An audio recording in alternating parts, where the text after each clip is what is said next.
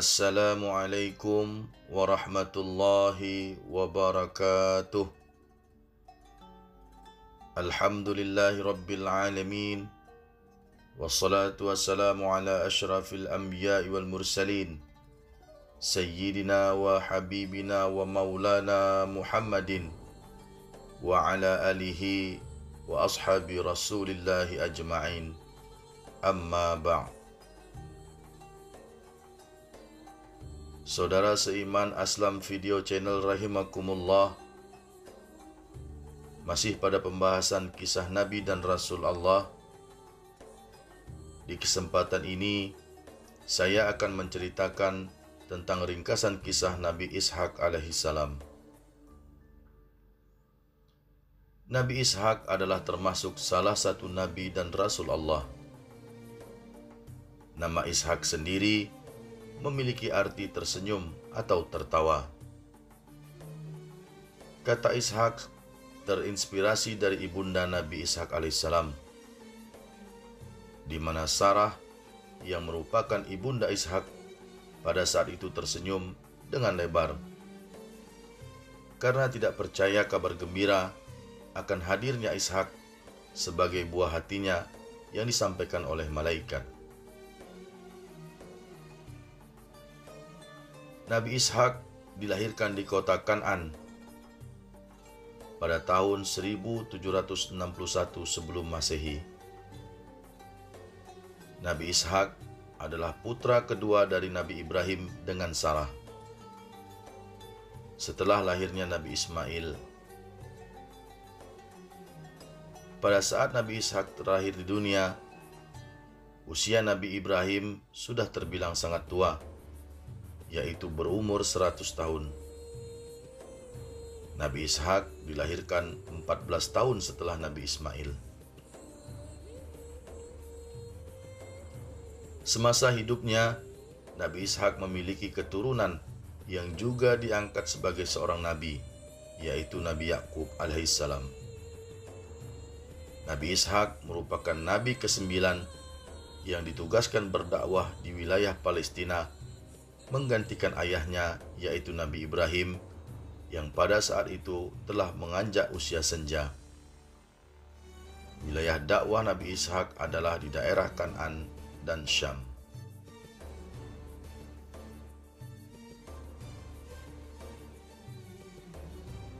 Dalam satu riwayat bahwa suatu ketika Nabi Ibrahim kedatangan tamu.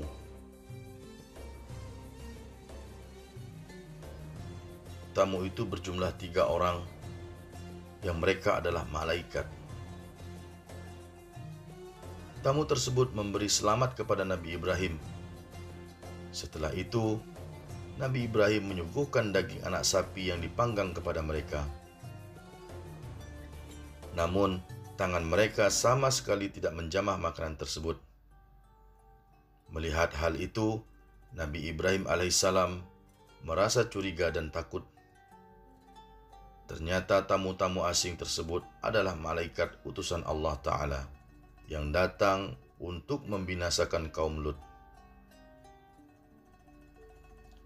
Selain memiliki tujuan kepada kaum Lut, tamu tersebut juga bertujuan memberi kabar gembira kepada Nabi Ibrahim alaihissalam akan kelahiran seorang putra yang bernama Ishak. Allah berfirman, yang artinya, dan istrinya berdiri lalu dia tersenyum, maka kami sampaikan kepadanya kabar gembira tentang kelahiran Ishak, dan setelah Ishak akan lahir Yakub. Quran Surah Hud ayat 71. Mengetahui kabar yang disampaikan tersebut, Sarah sangat tercengang sekaligus bahagia. Pasalnya, Sarah pada saat itu sudah sangat tua. Saat itu ia berusia 90 tahun dan memiliki kondisi mandul. Namun sungguh kuasa Allah Ta'ala tiada bandingnya dan selalu memberi rahmat kepada hambanya yang beriman dan bersabar. Kelahiran Ishak sendiri merupakan sebuah berkah dan karunia bagi Nabi Ibrahim, karena Nabi Ibrahim berharap Kelak ketika dewasa, Ishak dapat diangkat sebagai nabi utusan Allah dan membantu dalam memerangi para penyembah berhala di Palestina. Allah berfirman, "Dan ingatlah hamba-hamba kami, Ibrahim, Ishak, dan Yakub, yang mempunyai perbuatan-perbuatan yang besar dan ilmu-ilmu yang tinggi. Sesungguhnya kami telah menyucikan mereka dengan menganugerahkan kepada mereka akhlak yang tinggi, yaitu selalu mengingatkan manusia pada negeri akhirat. Sesungguhnya mereka pada sisi kami benar-benar termasuk orang-orang pilihan yang paling baik." Quran Surah Shad ayat 45-47. Selain Allah Subhanahu wa Ta'ala yang memberikan pujian secara langsung kepada Ibrahim dan Ishak serta Yakub melalui ayat Al-Quran, Nabi Muhammad SAW pun memuji mereka melalui sabdanya,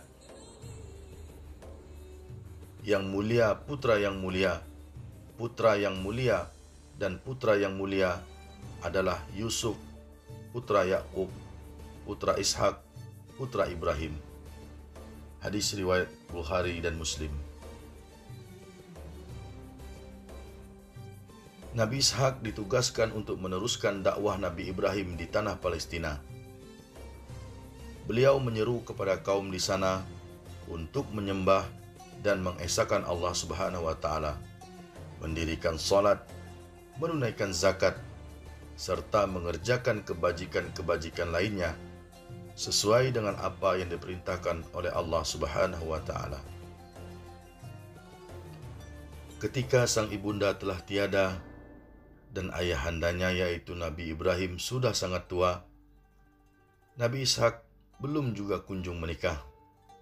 Hingga akhirnya Nabi Ibrahim meminta kepada salah satu pelayannya untuk pergi ke Irak guna mencarikan calon istri dari keluarga Ibrahim untuk anaknya tersebut.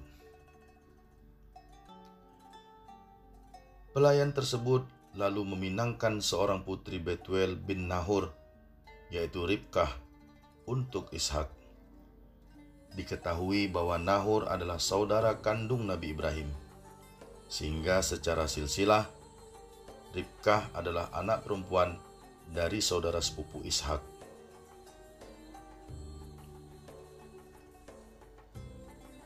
Akhirnya, pada saat Nabi Ishak berusia 40 tahun, menikahlah ia dengan Ribkah, yang selanjutnya ikut dengan Nabi Ishak untuk menetap di Palestina. Selepas menikahi seorang gadis Irak, keturunan Ibrahim yang bernama Ribkah, Nabi Ishak alaihissalam mengetahui jika Ribkah ternyata memiliki kondisi mandul sama seperti sang ibundanya dahulu. Namun, Nabi Ishak alaihissalam dan Ribkah tak pernah menyerah untuk berusaha dan memohon kepada Allah Subhanahu wa Ta'ala agar diberikan keturunan guna melanjutkan riwayat dakwah. Nabi Ishak selalu berdoa dengan lembut dan penuh keyakinan kepada Allah agar Ribkah dapat mengandung. Dengan kebesaran dan kekuasaan Allah, maka Ribkah dapat hamil dan Nabi Ishak memperoleh keturunan saat beliau menginjak usia 60 tahun. Ribkah melahirkan bayi laki-laki kembar. Bayi laki-laki pertama diberi nama Isau atau Aisu. Bentuk fisiknya memiliki tubuh berwarna merah dan seperti jubah berbulu atau memiliki banyak bulu di sekujur tubuhnya. Sedangkan bayi laki-laki kedua diberikan nama Yakub, yang mana ketika dilahirkan dalam posisi memegang tumit kakaknya. Allah Subhanahu wa Ta'ala mengabadikan kisah kelahiran Yakub dalam Al-Quran, Surah Al-Anbiya ayat 72. Dan kami telah memberikan kepadanya Ibrahim, Ishak, dan Yakub sebagai suatu anugerah daripada kami, dan masing-masingnya kami jadikan orang-orang yang soleh. Saat bertumbuh dewasa, Isau dan Yakub memiliki ketertarikan yang cenderung bertolak belakang. Esau lebih suka mengasah kemampuannya dalam hal berburu hingga menjadi pemburu yang handal, maka ia lebih suka tinggal di padang. Sedangkan Yakub lebih berperangai lemah lembut. Ia lebih suka tinggal di rumah untuk membantu ibunya memasak. Yakub juga suka berkemah di sekitar rumahnya. Esau lebih disayang oleh ayahnya karena mereka memiliki kegemaran yang sama, yaitu berburu. Esau juga sering membawa hasil buruannya ke rumah untuk dimasak dan dimakan bersama keluarganya.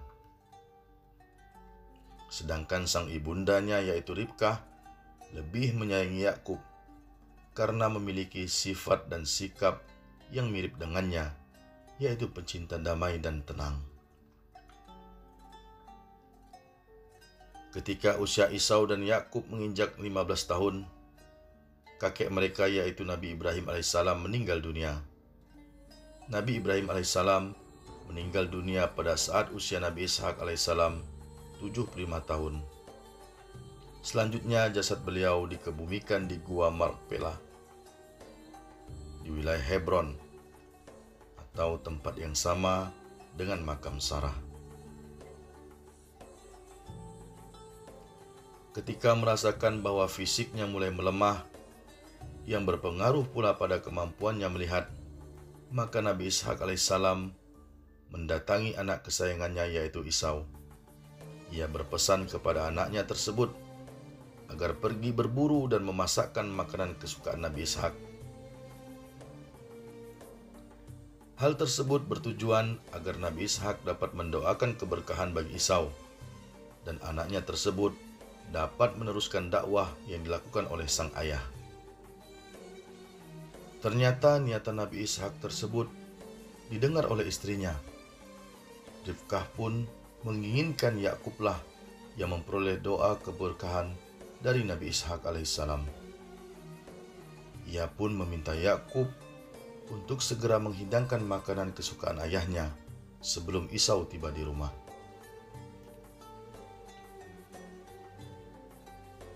Karena secara fisik Esau dan Yakub terlihat berbeda, meskipun mereka kembar, maka Ribkah memakaikan pakaian Esau ke Yakub.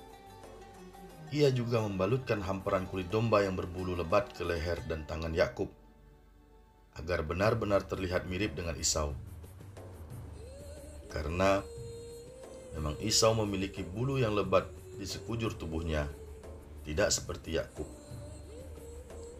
Singkat cerita, setelah masakannya matang, Yakub yang berdandam menyerupai Esau pun datang menghadap Nabi Ishak alaihissalam. Lalu berkatalah Nabi Ishak, "Kalau suara Yakub, kalau tangan Esau." Setelah berkata demikian, Nabi Ishak tidak menaruh curiga apapun akan keanehan tersebut. Ia tetap memakan dengan lahap makanan yang disajikan oleh Yakub. Setelah itu, Nabi Ishak alaihissalam mendoakan Yakub yang ia kira adalah Esau, agar ia selalu diberkahi, dilingkupi dengan kebaikan, dikaruniai nikmat melimpah, diberikan rezeki yang banyak, serta menjadi tuan bagi saudara dan keturunannya. Tidak lama setelah Nabi Ishak selesai berdoa, Esau pun pulang kembali ke rumah. Nabi Ishak kebingungan, hingga akhirnya diketahui oleh Nabi Ishak dan Esau bahwasanya Yakub telah berpura-pura menjadi Esau. Esau pun sangat marah dan meminta ayahandanya membatalkan doa untuk Yakub. Namun doa tersebut tidak dapat ditarik kembali.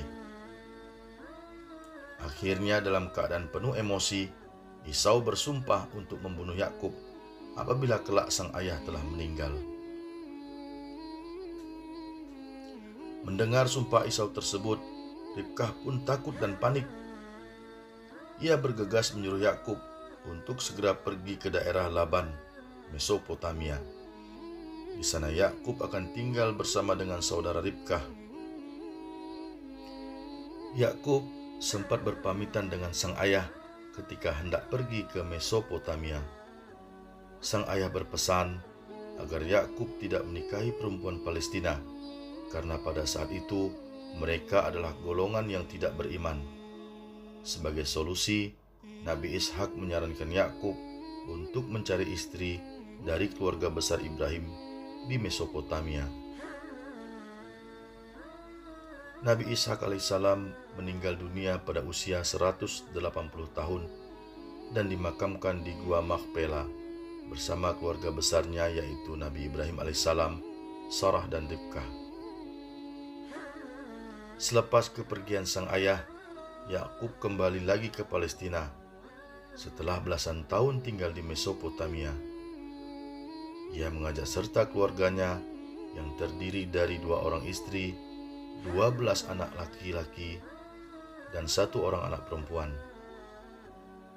Pada saat itu, Yakub dan Esau telah berdamai kembali dan saling memaafkan.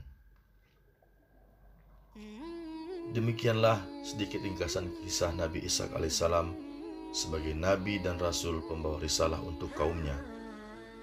Hikmah yang bisa kita petik dari ringkasan kisah Nabi Ishak alaihissalam adalah tentang sosok nabi yang soleh dan memiliki sikap yang sabar. Semua yang benar, kesempurnaan adalah dari Allah dan milik Allah. Kesilapan, kekurangan, dan kesalahan adalah diri saya pribadi sebagai hamba yang lemah. Akhirul kalam. Assalamualaikum warahmatullahi wabarakatuh.